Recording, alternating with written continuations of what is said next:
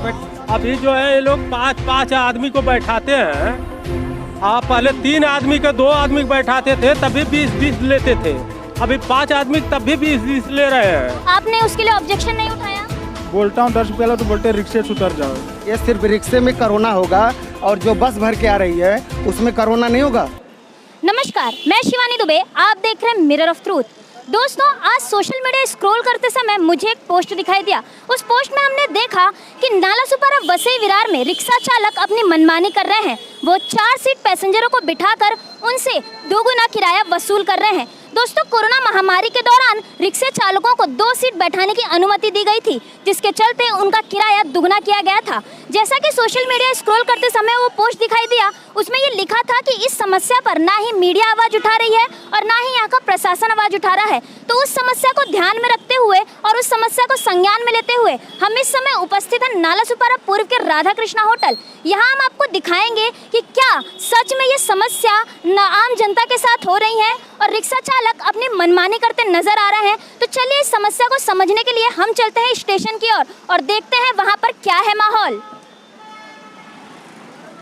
इस वक्त हम आ चुके हैं नालासोपारा पूर्व स्टेशन के ब्रिज के नीचे। जैसा कि आप साफ देख सकते हैं कि हमारी ट्रैफिक पुलिस अपनी ड्यूटी पर तैनात है और रिक्शे वाले नियमानुसार 2 पैसेंजर ही बिठाकर ले जाते नजर आ रहे हैं। तो यहाँ पर निष्कर्ष ये निकलता है कि ट्रैफिक पुलिस सख्त है। अब 2 गुना भाड़ा और 4 पैसेंजर की समस्या की पड़ताल के लिए हम आगे की ओर रुख करते हैं। तो दोस्तों, स्टेशन के बाद इस समय हमने रुख किया है तुलिंज रोड की तरफ, जहां पर आप साफ देख सकते हैं कि किस तरीके से ट्रैफिक लगा हुआ है। पर यहाँ पर साफ देखा जा सकता है कि रिक्शा चालक सचमुच 4 पैसेंजरों को बिठाकर अपने स्थान पर ले जाते हुए दिखाई दे रहे हैं। अब यहाँ पर सवाल ये उठता है कि इस समस्या का सबसे बड़ा जिम्मेदार कौन है, क्योंकि जब हम तुलिंज पुलिस स्टेशन के नजदीक थे, जब हम ब्रिज के नीचे थे, तो वहाँ पर 2 पैसेंजर ही अलाउ थे और 2 पैसेंजरों को बिठाकर ही आगे की ओर रिक्शा चालक लेकर आ रहे थे। परंतु इस समय 4 लोगों से और ड्राइवर को मिलाकर 5 लोग इस समय रिक्शा में उपस्थित हैं। तो अब समस्या यहाँ पर यह है कि इस समस्या का सबसे बड़ा जिम्मेदार कौन है, ये जनता या ये रिक्शा वाले। अब हम चलते हैं जनता की तरफ और हम रिक्शा वालों से भी बात करेंगे, क्योंकि कोरोना महामारी के चलते 2 लोगों को ही बैठाने की अनुमति दी गई थी, परंतु यहाँ पर 4 लोग बैठते नजर आ रहे हैं। पेट्रोल का दाम भी बढ़ चुका है, तो हमें एक तबके को जिम्मेदार ठहराना सही नहीं होगा। तो अब हम बात करेंगे जनता से और बात करेंगे रिक्शा चालकों से कि आखिर उनकी समस्या क्या है और आखिर इस समस्या का सबसे बड़ा जिम्मेदार कौन है। हमारा प्रशासन है, हमारे रिक्शा चालक हैं, या हमारी आम जनता जो इस अन्याय के खिलाफ आवाज नहीं उठाती है। हम इस वक्त संतोष भवन की ओर आगे बढ़ रहे हैं। रास्ते पर बहुत ही ज्यादा ट्रैफिक देखने मिल रहा है।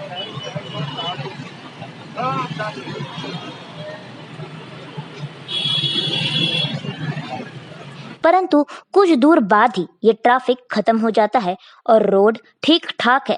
हमारे हिसाब से ट्रैफिक की मुख्य वजह ये खराब सड़कें हैं, जिन पर हमारी महानगर पालिका ध्यान नहीं दे रही है। इस समस्या की पड़ताल करते हुए तुलिंज रोड के बाद हम पहुंचे हैं संतोष भवन नाके पे।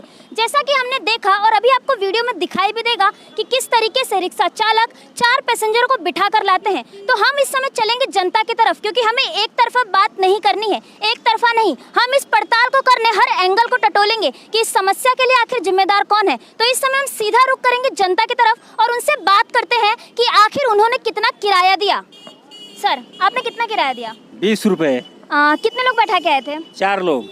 तो आप लोग ने वो नहीं किया कि 4 लोग बैठा के आए हो तो कैसे हम 20 दें? एक प्रॉब्लम था कि हम लोग लॉकडाउन में 20 रुपये 25 रुपये तक देकर आते थे, इसलिए मजबूरी में 20 रुपया मांगते हैं तो हम लोग दे देते हैं, क्या करें। पर आपको जैसे कि अगर 20 रुपये मांग रहे हैं और आप 4 सीट बैठ रहे हैं, आपको दिक्कत हो रही है इस 20 रुपये से कि आप दुगना किराया आपसे वसूला जा रहा है? तो दिक्कत तो हो ही रही है, मगर क्या करें, मजबूरी है, आना है। ठीक है सर, जैसे आप वहाँ पे बैठे, वहाँ पे 4 सीट बैठाई गई, तो आपने वहाँ पे मुद्दा ये नहीं बोला कि आप 4 सीट बिठा रहे हैं तो हम 10 रुपये ही देंगे? इस तरह का हमको कॉन्फिडेंस नहीं था, इसलिए नहीं बोला मैं। अच्छा ठीक है, तो मतलब कुल मिला के आप 4 सीट आए और आपने वहाँ पे 20 रुपए दिया, ये बात सत्य है? हाँ सत्य है, 20 रुपया दिया मैं। हाँ। चलिए, और कोई बोलना चाहेगा? सर, आप कितना देके आए? 20 रुपया। आपको कितना सीट लेके आया गया? 4 सीट। आपने उसके लिए ऑब्जेक्शन नहीं उठाया? बोलता हूँ 10 रुपये लो तो बोलते रिक्शे से उतर जाओ। 10 रुपए लो तो रिक्शे से उतर जाओ। सर आप? मैं नहीं आया। ओके, और कोई? तो दोस्तों जैसा कि आपने देखा, इस समय हम ग्राउंड रिपोर्ट पर हैं, हम सीधा पड़ताल कर रहे हैं और जनता से हमारी बात हुई है। जनता ने कहा कि यदि वो रिक्शा चालक को 10 रुपए बोलते हैं कि हमारी सीट 10 रुपए ले लीजिए और 10 रुपए देने की बात करते हैं, 20 रुपए देने से इनकार करते हैं, तो रिक्शा चालक सीधा बोलता है कि रिक्शा से उतर जाओ। यानी कहीं ना कहीं ये आम जनता के खिलाफ अन्याय हो रहा है। आम जनता आवाज तो उठाती है लेकिन उनकी आवाज को दबा दिया जाता है। हम सिर्फ वापस से बोल रहे हैं कि हम एक तरफा बात नहीं करेंगे। अब हम रिक्शा चालकों से भी बात करेंगे कि आखिर इस समस्या पर ये समस्या आ क्यों रही है, उन्हें क्यों 4 सीट बैठाना पड़ रहा है। तो चलिए चलते हैं रिक्शा चालकों की तरफ। दोस्तों प्रशासन की बातें देखते हुए, प्रशासन की समस्याओं को समझते हुए, तुलिंज रोड क्रॉस करते हुए, ट्रैफिक में फंसते हुए हम इस समय पहुंचे हैं संतोष भवन रिक्शा स्टैंड के पास, जहां पर हम अब जनता के बाद, प्रशासन के बाद रिक्शा चालकों की आवाज उठाएंगे। हम रिक्शा चालकों से बात करेंगे और उनसे पूछेंगे कि आखिर क्यों वो 4 सीट बैठाकर यहाँ पर लेके आ रहे हैं। आखिर कोरोना काल में 2 सीट बैठाने की जब अनुमति दी गई थी, अब तक 2 सीट से ज्यादा रिक्शा चालकों को पैसेंजर बैठा नहीं सकते रिक्शा चालक, तो आखिर वो क्यों 4 सीट बैठाकर यहाँ तक लेके आ रहे हैं। तो चलिए चलते हैं रिक्शा चालक की और उनसे पूछते हैं कि आखिर उनकी समस्या क्या है जनता और प्रशासन के बाद। सर बोलिए, आप क्यों 4 सीट बैठा कर ला रहे हैं? देखिए मैडम, उसमें क्या होता है कि जब लॉकडाउन लगा था तो 2 सीट अलाउड था, ठीक। तो ये सिर्फ रिक्शे वालों के लिए नहीं है, नियम कानून सबके लिए बनता है, चाहे बस हो या ट्रेन हो या रिक्शा हो, कुछ भी हो, जो यहाँ की मूलभूत सुविधाएं हैं रिक्शा और बस। तो जब 2 सीट हुआ था अलाउड, ये 2 सीट आप बैठाइए, हम लोग 2 सीट ही चलते थे। लेकिन जब बस चालू हुई तो बस में आदमी ठूसम ठूस भरे जाते थे। 50 की सीट है तो उसमें 70, 80, 90 आदमी भरे जाते हैं। तो आप ये बताइए, सिर्फ रिक्शे में कोरोना होगा और जो बस भर के आ रही है उसमें कोरोना नहीं होगा? तो उसमें हमारा धंधा नुकसान हो रहा है। तुम सीट जितनी है उतना बैठाओ, बराबर। और हमारी जितनी सीट अगर सरकार जितना अलाउंस करती है, यहाँ की प्रशासन जितना अलाउंस करते हैं, हम उनके कानून को फॉलो करेंगे। जैसा कि आप देख रहे हैं पेट्रोल का दाम भी बढ़ चुका है, तो इस पर आप कुछ कहना चाहेंगे? देखिए मैडम, पेट्रोल का दाम तो आसमान पे पहुंच ही गया है। और एक बात बताता हूँ, लॉकडाउन के पहले जो पंचर हम लोग 40 रुपये में बनवाते थे, आज वो पंचर 70 रुपये में बनवा रहे हैं, 70 रुपये में बनवा रहे हैं। और बता रहा हूँ, जो ऑटो पार्ट्स का दाम 50 रुपये था, आज 110 रुपये हो गया। जो इंजन ऑयल का दाम 200 रुपये था, आज 250 रुपये हो गया। हर एक चीज़ का दाम बढ़ा है। जो वायर एक्सीलेटर टूटता था तो उसका 25-30 रुपये था, आज 100 रुपये के लगभग हो गया। तो सर ऐसा तो है नहीं कि कोरोना महामारी के बाद हुआ है, पहले भी था? पहले नहीं था, ये लॉकडाउन के बाद बढ़ा है। अच्छा, लॉकडाउन के बाद बढ़ा है। तो अभी ये बताइए, यहाँ जो संतोष भवन का भाड़ा था, ये कम से कम 5-6 साल से 10 रुपये था, बढ़ा ही नहीं। तो ये बताइए, जब सब चीज़ों का दाम बढ़ा तो हमारे भी बाल बच्चे हैं, रिक्शा वालों के भी परिवार हैं, उनकी भी तो आय में वृद्धि होनी चाहिए कि नहीं? तो फिर बताइए हम लोग किससे लें, कहाँ जाएं हम लोग? हमारे लिए कोई मूलभूत सुविधाएं नहीं है जो कि सरकार देती है हम लोगों को। सरकार बोलती है लाइसेंस, बैच, परमिट सरकार देती है। तो अब ये सरकार की जिम्मेदारी होनी चाहिए कि ये अगर हम टैक्स भरते हैं, इन्हें ये ऐसी सुविधा देनी चाहिए, इनके लिए फंड की व्यवस्था होनी चाहिए। अगले भी सरकार में हुआ ये चीज़ें, लेकिन वो नाबूद हो गया, सब कुछ करते हुए हो गया। रिक्शे वालों के यहाँ कोई सुविधा नहीं है, ना उनके जान की रक्षा है। अभी लॉकडाउन के पहले एक रिक्शे वाले की गला काट दिया गया था, कुछ नहीं हुआ, आरोपी पकड़ा गया, क्या हुआ क्या नहीं हुआ, खत्म कहानी। आज आए दिन रिक्शे वालों के लिए कोई नियम कानून कोई सर, लेकिन अगर जैसे मुंबई साइड में, हाँ ठीक है, मुंबई साइड में मीटर चल रहे हैं, तो आप लोग यहाँ पर मीटर लगवा के काम करने की मांग क्यों नहीं कर रहे हैं? हम लोग बहुत, देखिए मांग बिल्कुल करते हैं। यहाँ का प्रशासन देखो, हर साल हम लोग हर साल हम लोग मीटर का पासिंग कराते हैं। 1,500 से 2,000 रुपया फालतू जाता है हम लोगों का मीटर पासिंग का। लेकिन वो मीटर फिर वैसे ही पड़ा सड़ जाता है वायर, फिर अगले साल हम लोग पासिंग करा 2-2 हज़ार रुपया साल का दे रहे हैं। लेकिन हम लोग मांग कर रहे हैं मीटर चलाओ, लेकिन नहीं जो हो रहा है। हम लोग तो चाह रहे हैं मीटर चलाओ, अच्छा है, एक सीट लेके जाएंगे, हमारा मेंटेनेंस बचेगा, हम लोग को आराम मिलेगा, क्या जरूरत है? करो, हम तैयार है, सब चीज के लिए तैयार है जी।